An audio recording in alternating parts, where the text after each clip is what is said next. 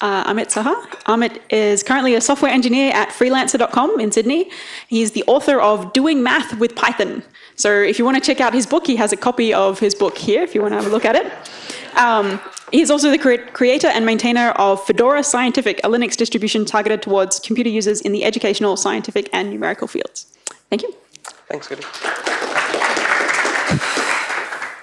Hi, everyone. Great to be here. So thank you for the introduction, Katie. So yeah, I'm Amit Saha, and thanks to Facebook, I've got this nice map here. So I'm from Sydney, here for the education seminar today. So I'm the author of the book called Doing Math with Python, which is so the title of the talk and the book are of same title, which is not a coincidence. So this book was published last year in August, I think, same time. So far, it has been translated to a few languages. I don't read any of the others, so I have no idea. But anyway, the covers are nice. So that's the Japanese translation, then the French, and the Korean translation. So if you're following along, you can go to this link. It's bit.ly math with Python, and you will get the slides as well as the demos. So if you go there, you will basically find this. So you can, there's a README, which you can download the zip archive and install Anaconda Python distribution. There's a basic guide, which I have linked to, so you may find that useful. So the demos are all here. I should mention that all these demos are Jupyter notebooks, but besides a few like the interactive notebooks, I don't depend, none of these demos actually require Jupyter notebook to run. It's just, well, easier, and it's a very good way to demonstrate during presentations. That's why they are just as Jupyter notebooks. And I'll jump ahead a bit just to show a few things. And slides which have associated demos with them would have this thing here, so you can follow along in the specific notebook. Okay, so with all that done, so why math with Python? I think I should give a bit of a background, and it is unlike to a lot of among you who have basic hands-on day-to-day interaction with students. I don't have that, so whatever I talk today and what I'm proposing today or what I've written in my book draws a lot upon my experiences 20 years back when I was learning to program. So when I learned to program, and I was obviously learning other subjects as well in school, what I felt was there was quite a bit of disconnect between programming as well as the other subjects that I was learning, as if programming was meant to be like a tool just to learn for its own sake and hopefully someday I'll be able to use it in something. Whereas other subjects were really important and everything else. So what happened was I saw two things. Some students, like me, I got interested in the programming part, but a lot of them did not understand, did not really get to programming because obviously they were not taught in a way that they could learn properly. And some of them dropped out. When they are given an option to opt out of the programming subject, they just opted out and opted for the other. But what I feel is if at that stage, if programming was programming was shown in a way that it could solve problems, or not necessarily solve problems, maybe explore other subjects, I think it would just make it more interesting for everybody. So to summarize, what I believe is integrating Python with other subjects, math and maybe others, would lead to a more interactive and enriching teaching and learning experience. So how do you do that? So the tools that you're going to use is Python 3. So I don't use Python 2. I don't try to aim for any Python 2 compatibility, just because I want to be forward-looking and somebody learning something new for the first time. They don't need to know what the differences are even. So the package which forms an integral part of my proposal is SymPy. I'll get to that next two slides. And the third is Matplotlib for drawing graphs and essentially animations and anything graphical. Those are the links you can follow along. So I should obviously tell just even before I start is how much math, what kind of math am I talking about? So the math I'm talking about is basic algebra, basic statistics, sets, probability, random numbers, a bit of probability, discrete probability mostly, a bit of continuous, but that's as an application, so which I'll get later, and some basic calculus. How much Python am I talking about? I'm assuming that the reader or the student would know about defining and calling functions. They would know about loops and basic data structures. They would know how to create objects of classes, how to access an attribute of a class, and they would know how to call methods and objects. That's all my assumptions that I'm making when I'm making my proposal in the next slides. So let's get started. So Python as, so I have organized this talk into 3 different parts. Like first I show Python as a scientific calculator, second as Python as this really awesome calculator, and then I go into where you go beyond calculations, where you explore things which you wouldn't otherwise be able to explore without programming. So first is scientific calculator.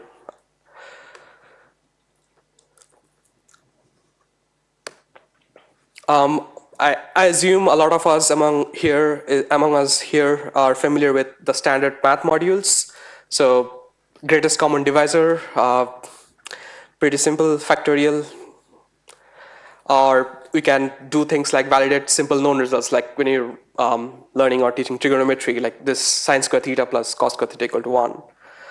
We could do this, like, so this I can see, like I have to convert the theta into radians because that's what all the trigonometric functions assume. And then a newly or more recent one is the statistics module, which has the basic statistics function. So you can do like calculate the mean of a data set or the median of a data set. And then using this, you can use this as the building blocks and develop your own functions, of course. But what becomes more interesting is when you're using, say, the Python startup variable, you can define your own functions. So for example, here I'm using, I don't know how much of it is visible.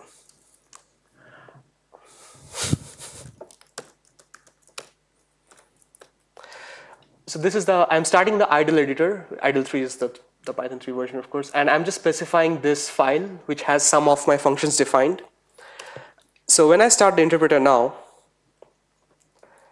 I'm going to have so this is a function which I have in that file. It's just a simple basic unit conversion function.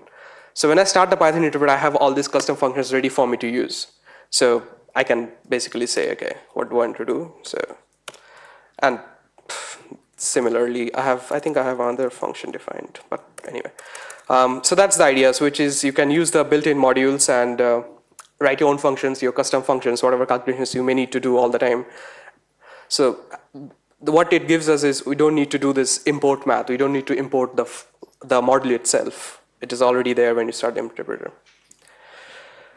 Okay, so question time. If I were to tell you that you need to write a program which tells you this, enter an expression in X to graph, the user inputs that expression and creates this graph, how many lines should this take? Any guesses? One line? Sorry? No, using pure Python. You said one. How would you do that? Would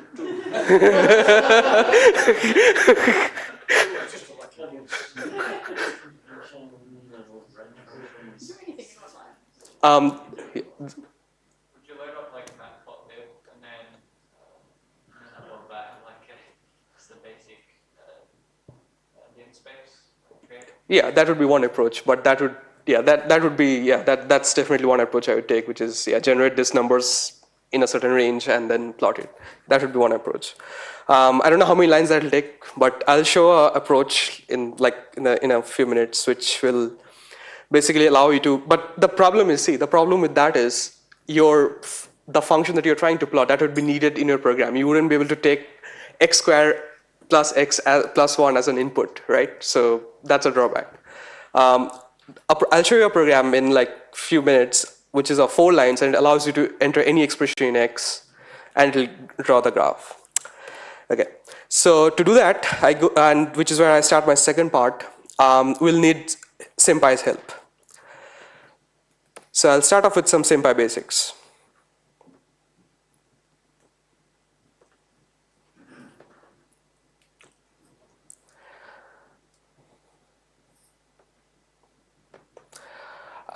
So this is SymPy, and a basic idea in SymPy is how you represent symbols, and symbols mean like X as in algebraic X, Y as in algebraic Y. to make our Python program understand x as x and not a variable which needs to have a value, we have to create an object of symbol type. So this is what we are defining. So this is the x symbol, and this is again another object of the x symbol, although I'm calling them differently. So when I do x plus y, it knows that both of them represent x, and it prints me 2x. So that's the basic idea. Okay, some more basics of SymPy. So we know what this does. We know what these two lines do. Next, we define an expression. So this is how I can define an algebraic expression in Python. I just say 2x plus 3x squared, and it's in a form and let's say I have defined this formula, right? And then I want to know what is the value of this expression when x is, say, 1. And to do that, I have to use the subs method, like substitution.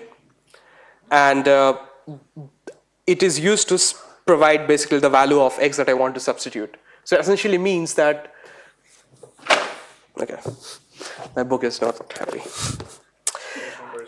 Yeah. So it essentially means that I want to substitute 1 in place of x in this expression. And once I run this, you'll see a value of 5. So that's how you substitute. That's how you find the value of an algebraic expression. Okay, that's then okay, this is a slightly longer program, and which basically builds up to our plotting program. So here what I'm doing is I'm going to demonstrate how. So the input function, which allows you to take, like, basically provide inputs to your program. So when you provide an input to a program, whether it's an integer, whether it's anything else, it goes as a string. So which is basically when I input something like this, to Python, it is a string, something like this, and whatever I give it. But in this form, it is not understandable by SymPy. So I cannot say SymPy to manipulate this in any way. So what I need to do is I need to use this function called Simpify, which basically converts this string to a form that is then understood by SymPy. And you can see an example here. What I have done is I'm creating this so-called simplified version of this input, and then I'm calling this function called factor, which basically factorizes this algebraic expression, and then I have the factors. Okay, so that leads me to the create a graph program.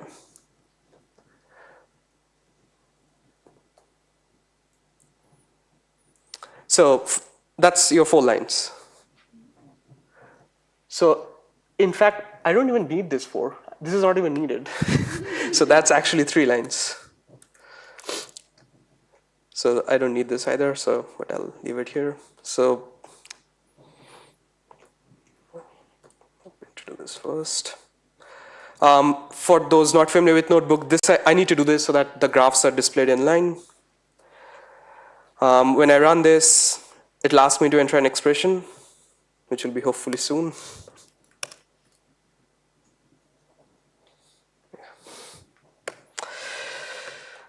Just when you want them to work.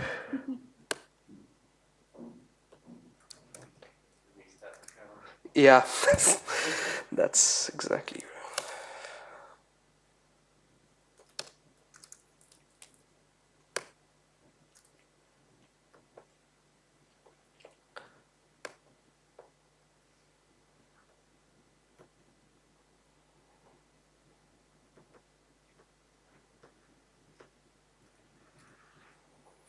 Okay, so I'm going to do something else. Let's say x sine x, and here you have a graph. So yeah, so that's 3 lines. And it's not limited by what function it's going to be able to plot. You can give it pretty much, as long as it's of a single variable, it'll do it. Okay, I'm definitely running short of time. So, and you can do things like solving equations. Once again, the number of lines is, well, you can't, again, 3 lines. So that's all you need. So you just call this solve function and it'll get the solution for you. Okay, I'm going to go a bit express now. So this is for inequality solving. Now this is a very long program, and the reason for that is it can solve any kind of inequality, like whether it's a rational inequality, whether it's a polynomial inequality. So that's why I had to write this big program to just account for all the different inequalities you can have. And once again, pretty similar interface. It asks you for the inequality, and then it will give you the range, the solutions that solves the inequality. Okay, so that's done. Okay, so how many lines would this take? Finding the limit of a function, like, which is, any guesses? Okay, I'll stop the suspense.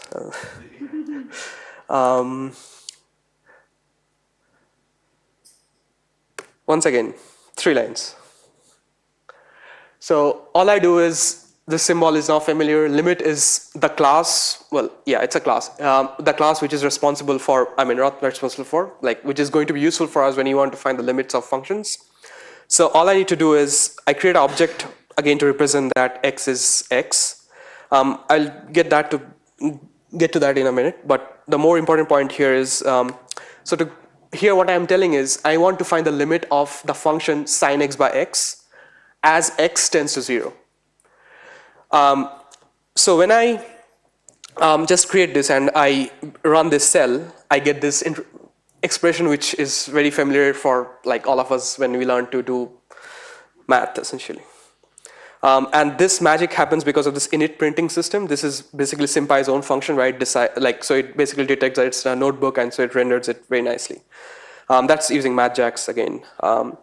So as you can see here, it is not actually calculating the limit. It just shows that, okay, I'm going to calculate the limit. To actually calculate the limit, I have to call the doIt method, and then I have the result. Similarly, for derivatives, once again, pretty similar. Here, instead of the limit class, I import the derivative class. Again, I give a function, it prints it, like basically shows what it's going to calculate.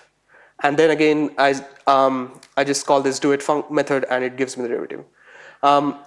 So the parameters to this class is, the first is of the function itself, sine x by x. Second is the variable with respect to which you want to differentiate. If your function has multiple variables, it would then calculate the partial derivative with respect to that variable. And and next I have integration. Once again, pretty similar to how we have been doing so far. We import the symbol, we import this integral class, we give the function, we call the doIt method, and out comes the integral.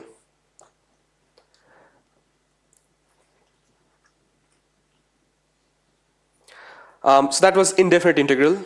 This is how we do definite integration. So the first is the function itself, and then we specify the variable and its limits. So this is a tuple. So I'm specifying here essentially, basically this written in a form that Python understands. And again, doIt function, it creates this. So as you can see here, it gave me sometimes friendly features become unfriendly, like so. It's vanished. Okay. So this, you will see that I have this eval_f function after this. So basically, sometimes SymPy will give you the result in a form which is not in floating point. It basically, it's in an abstraction which SymPy has, so it's not directly a floating point variable. What you can do is then you can call this eval_f function, which gives you the floating point result that you may want to reuse in another calculation. Okay, so I've gone through this. Okay. But can you do more? Like so far what you have seen is we can use Python to build basic calculators and really smart calculators. We can certainly do more, and to do that, what we'll do is we'll take help of, I think I'll skip this over for now. We'll take help of interactive notebooks, and by that what I mean is something like this. So this is an example of drawing a fern.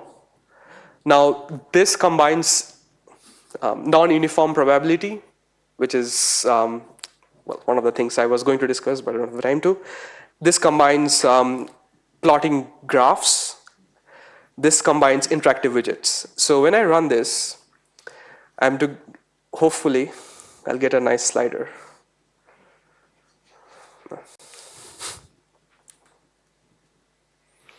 Kernel starting.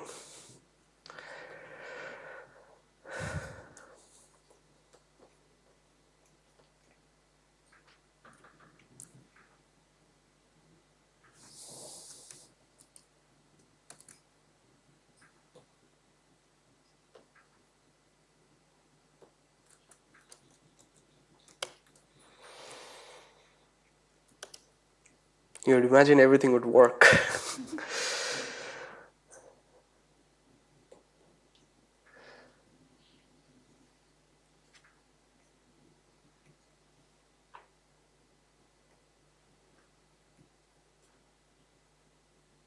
Okay. So when I run this program, I have this slider, and what this is essentially doing is this specifies the number of points in the phone that you want. So I can change this, and it'll automatically draw the phone. So the magic here happens with this single function, which is this interact function. The first argument to that is the function that will be called. And you can see that it takes a single argument, and which is basically the value of the slide that you're choosing. So very basic, but it really creates a very interactive experience. And you can play with the number of fonts here, and similarly. What else do I have? Yeah, so I also have a demo of the Mandelbrot set. I don't think I have the time for it anymore. I'll show the projectile motion quickly. That was one of my favorite things in physics when I was learning. So, Everybody's. yeah. So, I also found a way to have this. So this is one example of where I don't need notebook for showing this, but it's just obviously a more seamless presentation experience. Kernel starting. Anyway. So while the animation starts, what I'll do is, so I want to talk about a bit. And what I will talk about is, so we have seen a few examples of how we can integrate math and Python programming and even maybe science or other subjects. It also gives us a good base for exploring other subjects like data science and machine learning. In fact, one of the demos that I have is something called of a gradient descent method. So the exact functions that I used for the derivatives, I actually used it to implement gradient descent. And then, so after that, I implemented to use a simple linear regression. And all I'm doing is I'm just using SymPy's own method. So I'm not having to calculate any derivatives numerically or provide the derivatives by hand. I'm calculating everything in the program itself. So I think all of that is a very good base for learning all these more even advanced things. Okay, let's see. I don't know. Okay. I have to show that. Let me see.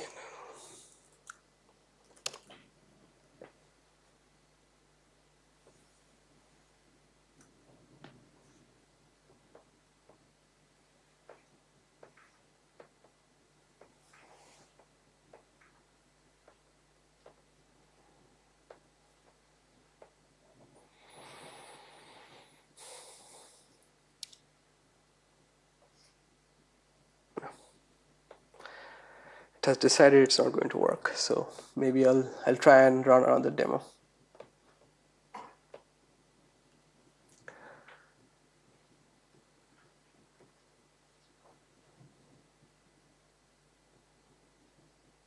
Wow, this is like a super fail to so,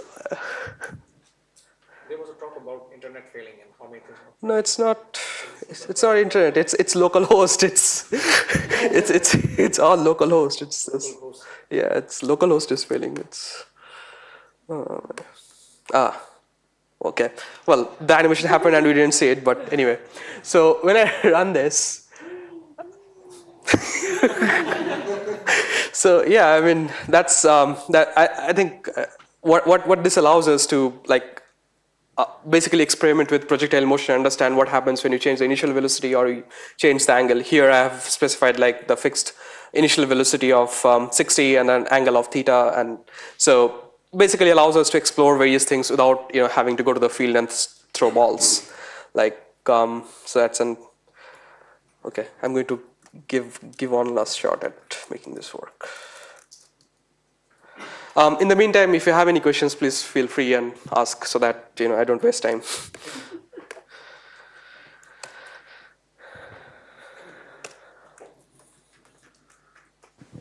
Okay, round of applause, and then I'll grab some questions. Any questions? Or do we just want to see the next cool demo? Actually, I don't know. I could show you gradient descent. Yeah, we've got a question. Works. If we were to like show this to students, would we be asking them to look through the code and see how it's written before they just play with the program?